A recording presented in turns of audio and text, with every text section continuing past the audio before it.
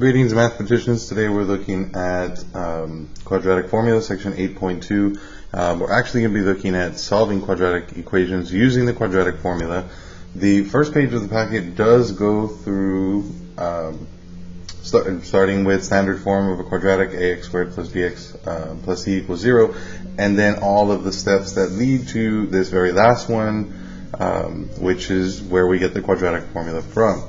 So x equals negative b plus or minus the square root of b squared minus 4 times a times c, all of that divided by 2a. So that's all on the first page, and really what we need is to know how to use this formula, because we can use it actually to solve any quadratic equation, whether the equation is factorable or not factorable, which is what it says there. So let's go ahead and start with page 2. On page 2 there is one example. Example number 1. Let's get to that page first. So here we have the equation 2x squared minus 3x equals 5.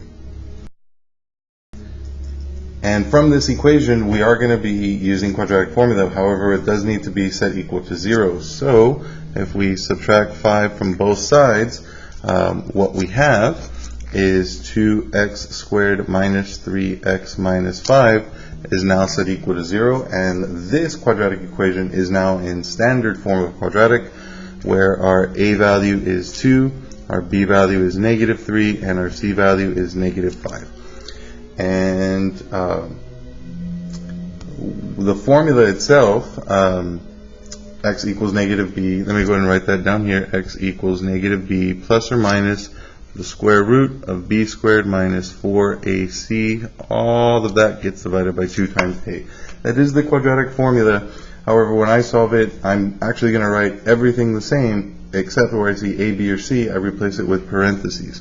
So it is going to look like x equals negative parentheses plus or minus the square root of parentheses squared minus 4 times parentheses, all of that divided by 2 times parentheses. And where I have my values of a, b, and c, there they are, I substitute them in. So my b value is negative 3, so negative 3 goes inside here. My b value, negative 3, goes in here. A value of 2, c value of negative 5, and an a value of 2. So now we're just basically cleaning this up. So x equals negative 3, that's just 3, plus or minus the square root of negative 3 in parentheses squared is positive 9 minus the product of 4 times 2 times negative 5. So I'm going to be subtracting the product of these three numbers here. So I'm going to be subtracting negative 40, and all of that gets divided by 4.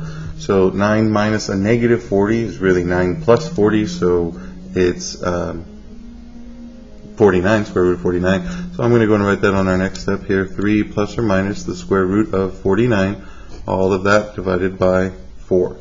And square root of 49, that's a nice perfect square, it's 7. So part of the formula is going to be 3 plus or minus 7 divided by 4. Here is where we're going to split it into two different possible answers, one with the positive, one with the plus sign, one with the minus sign. So 3 plus 7 divided by 4, 3 minus 7 divided by 4. And this does turn out to be 10 divided by 4. This turns out to be negative 4 divided by 4. 10 over 4 simplifies to 5 over 2. That's one of our possible answers. And negative 4 over 4 simplifies to negative 1. That is our other answer. Now, those two are our solutions. Those are our roots. Those are our zeros. Those are going to be x-intercepts because there are two solutions, two real solutions. At the very beginning, we could have done AC method on 2x squared minus 3x minus 2 using these values here. So if I did the AC method, the product of AC, 2 times negative 5 is negative 10. The two numbers that multiply to give me negative 10, but when I add them, give me negative 3, would be negative 5 and positive 2. Those would be the two numbers that I use to split this middle term. So 2x squared, and I'm actually going to bring the 2 first, so plus 2x minus 5x, those two combine to give me negative 3x, minus 5, and set that equal to 0. Now I do factoring by grouping. I've got my first GCF from the first group here is 2x. So 2x gets factored out. What's left is x, and 2x times a positive plus 1 gives me 2x. Here, because they're both minus sign, I'm going to be factoring out a minus 5 or negative 5 times. Negative 5 times x gives me negative 5x. Negative 5 times positive 1 or plus 1 gives me that. These have a common factor of x plus 1, so I'm going to factor out the common factor, and what's left, it goes as my other factor, 2x minus 5. These two, and here's the important thing, set it equal to 0. The zero product property tells us that one of these would have to be equal to 0 for it to equal 0. This one, the x plus 1, that's the easy one. X equals negative 1, because negative 1 plus 1 is 0. But it's actually the opposite of this number divided by a coefficient of x. So negative 1 divided by 1 is negative 1. Over here, we follow that same pattern. The opposite of this number, so positive 5 divided by the coefficient of x.